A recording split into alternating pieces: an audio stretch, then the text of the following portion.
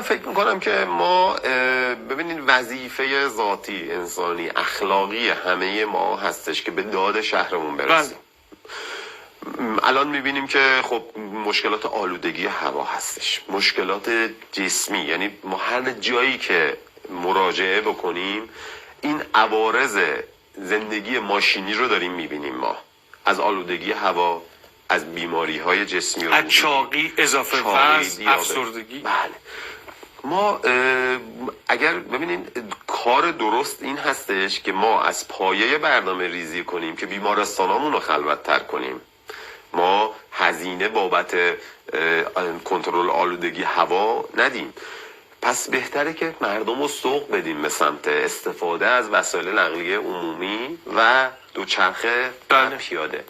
خیلی ممنونم ازت، متشکرم. وقتمون با صحبت با تو تموم شد و اینکه کوروش خیلی هم در مورد روحیه بالا و اینکه چقدر توی روحیه آدم تاثیر داره صحبت کردیم که اصلا یه قسمتی از دوچرخه سواری بحث سلامت جسم و بخش سلامت روحه. حالا اگه در